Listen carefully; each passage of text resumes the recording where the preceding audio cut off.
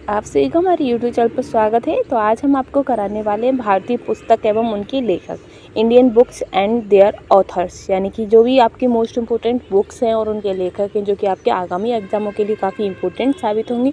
और ये जो बुक्स और उनके राइटर हैं जो ये आपके प्रीवियसली जितने भी एग्जाम्स हुए हैं वो किसी न किसी एग्जाम्स में ये क्वेश्चन पूछे गए हैं।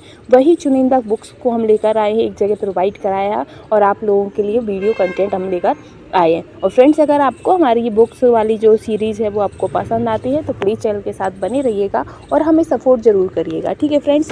तो और साथ ही अगर आप हमारे यूट्यूब चैनल पर पहली बार आए हैं तो प्लीज़ चैनल को लाइक शेयर करना बिल्कुल भी ना भूलें। तो इसमें हमारा पहला क्वेश्चन रहेगा आपका कि यानी कि पहली बुक रहेगी कि जो अर्थशास्त्र है उसके रचनाकार कौन है। तो अर्थशास्त्र के रचनाकार कौन है आप सभी को ही पता होगा कि चाणक्य हैं। और चाणक्य को ही हम कौटिल्य भी कहते हैं और विष्णुगुप्त भी कहते हैं। तो ये तीनों में से भी अगर कोई सा भी आपका नाम आ जाता है तो क्या रहेगा, आपका अर्थशास्त्र होगा और वो तीनों ही नाम आपके सही होंगे, ठीक है। फिर है अष्टाध्यायी। अष्टाध्यायी पुस्तक जो है वो पाणिनि ने लिखी थी और जो अष्टाध्यायी है ये आप एक की संस्कृत है, क्या है, संस्कृत का ग्रंथ है और काव्य है जिसे हम व्याकरण भी मान सकते हैं, ठीक है। ये किसने लिखी थी, तो ये पाणिनि के द्वारा लिखी गई है, ठीक है फ्रेंड्स। आगे हम बढ़ेंगे, आगे है नेक्स्ट आपकी कि बुद्ध चरित। तो बुद्ध चरित किसकी बुक है, तो जो बुद्ध चरित है वो आपकी अश्व घोष की रचना है। किसकी रचना है, अश्व घोष की, ठीक है। फिर आता है आपका मेघदूत कुमार संभवम। तो मेघदूत और जो कुमार संभवम है वो आपके कालिदास के द्वारा लिखी गई है। किसके द्वारा, कालिदास के द्वारा लिखी गई है। और कालिदास को ही हमारे इंडिया का शेक्सपियर भी कहा जाता है, आपको पता ही होगा। इसी के साथ हम नेक्स्ट पर चलेंगे। तो नेक्स्ट आपका है कि राम दर्शन। तो जो राम दर्शन नामक जो पुस्तक है वो आपके महात्मा नरेन बाघे ने लिखी है। किसने लिखी है, महात्मा नरेन बाघे ने लिखी है आपकी राम दर्शन, ठीक है। नेक्स्ट है अभिज्ञान शाकुंतलम। तो अभिज्ञान शाकुंतलम जो पुस्तक है वो भी आपकी कालिदास के द्वारा लिखी गई है और ये एक तरीके से आपकी प्रेम प्रसंग है जिसमें आपके अभिज्ञान और शकुंतला के बीच जो भी प्रेम प्रसंग था वो उसका पूरा इसमें दिया गया है, ठीक है। फिर आता है आपका इसी में मुद्र राक्षस। तो जो मुद्र राक्षस है वो विशाखा दत्त के द्वारा लिखी गई है, ठीक है। फिर है बाण भट्ट की आत्मकथा। तो बाण भट्ट की जो आत्मकथा है वो आपके बाण भट्ट ने ही लिखी है, उन्होंने खुद ही अपनी आत्मकथा लिखी थी। कामसूत्र है। तो कामसूत्र आपकी वात्स्यायन के द्वारा रचित पुस्तक है कामसूत्र, ठीक है। ये जो फ्रेंड्स बुक्स हैं काफ़ी इंपॉर्टेंट हैं। अगर आपको हमारा कंटेंट पसंद आ रहा है तो प्लीज़ चैनल को लाइक भी करते चलिएगा। फिर है राज तरंगड़ी। तो जो राज तरंगड़ी है उसकी जो राइटर है वो आपके कल्लड़ हैं, ठीक है। फिर है हर्षचरित कादम्बरी। तो हर्षचरित और जो कादम्बरी है वो आपके बाण भट्ट ने ही लिखी है। किसने लिखी है, बाण भट्ट ने, ठीक। फिर आता है कि गिरजा कुमारी शास्त्री। तो जो गिरजा कुमारी शास्त्री हैं उनकी जो ये बुक है ये आपकी जयदेव ने लिखी है। किसने लिखी है, जयदेव ने। जयदेव ने एक और बुक लिखी है जिसे हम गीत गोविंद कहते हैं। तो गीत गोविंद के भी रचनाकार आपके जय गोविंद हैं और ये जो बुक है काफ़ी इंपॉर्टेंट है, ठीक है।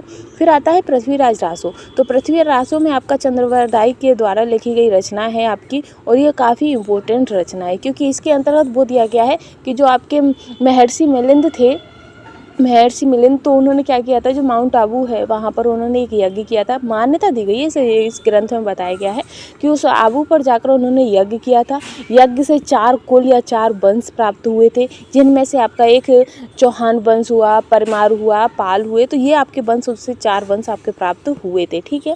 तो ये रचना किसने लिखी है, तो ये आपकी चंद्रवरदाई ने लिखी है, ठीक है। फिर आगे आता है स्मृति। तो स्मृति के रचनाकार कौन है, तो मनु है। ये पुस्तक भी काफ़ी इंपॉर्टेंट हो जाती है। आगे है आपका कि शाहनामा। तो शाहनामा के जो राइटर है वो आपके फिरदौसी हैं। कौन है, फिरदौसी हैं, ठीक है। ये आपकी बाइलिंगुअल है, इसमें इंग्लिश हिंदी दोनों दिया गया है आपको। फिर है आईने अकबरी। तो आईने अकबरी के जो लेखक हैं आपके अबुल फजल और इसमें आपके अकबर के पूरा जीवन का वर्णन दिया गया है आईने अकबरी में, ठीक है। फिर आता है काव्य मीमांस। तो जो काव्य मीमांस है वो आपकी राजशेखर के द्वारा रचित की गई है, ठीक है। आगे है आपका बाबरनामा। तो जो बाबरनामा है स्वयं बाबर ने खुद ही लिखी थी। ये एक तरीके से आत्मकथा ही हो गई, बाबर ने खुद उसको लिखा था। अकबरनामा। तो अकबरनामा भी आपकी अबुल फजल ने ही लिखी थी। किसने लिखी थी, आईने अकबरी और अकबरनामा ये भी आपके अबुल फजल की। फिर है हुमायूंनामा। तो जो हुमायूंनामा है वो गुलबदन बेगम ने लिखी थी और गुलबदन बेगम ने खुद ही ये पुस्तक लिखी थी हुमायूंनामा, ठीक है।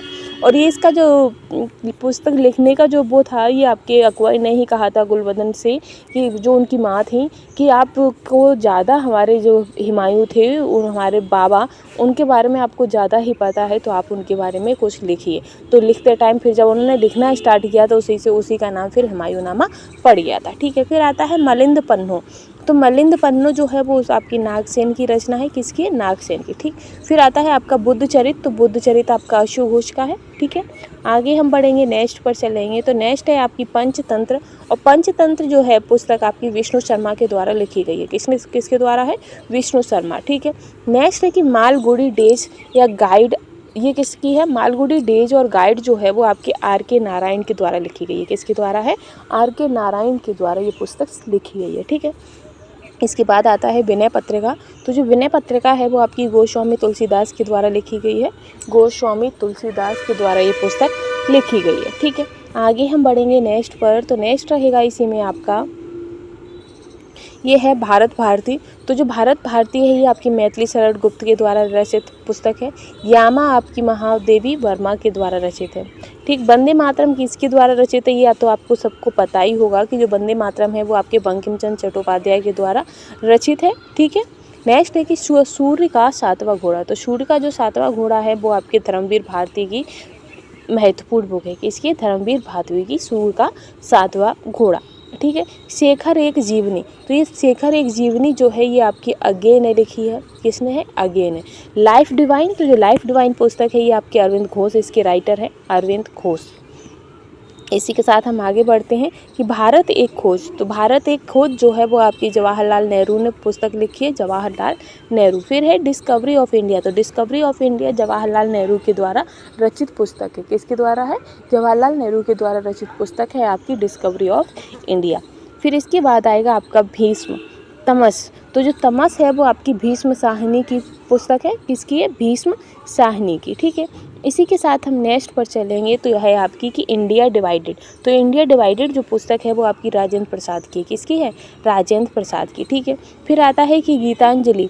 गीतांजलि या गोरा जो है, गीतांजलि और गोरा, ये आपके रविन्द्रनाथ टैगोर की पुस्तक है। और गीतांजलि के लिए रविन्द्रनाथ टैगोर को नोबेल पुरस्कार भी दिया गया था। ठीक है, इसी के साथ हमारा नेक्स्ट रहेगा सत्यार्थ प्रकाश। तो सत्यार्थ प्रकाश जो है वो आपकी दयानंद सरस्वती की पुस्तक है। ठीक है, फिर है कि गोदान गवन और करम भूमि। तो गोदान गवन और करम भूमि जो हैं ये आपकी मुंशी प्रेमचंद की मोस्ट इम्पोर्टेंट बुक्स है। ठीक है, इसी के साथ हमारी इस सीरीज़ का लास्ट क्वेश्चन है माई प्रेसिडेंशियल ईयर।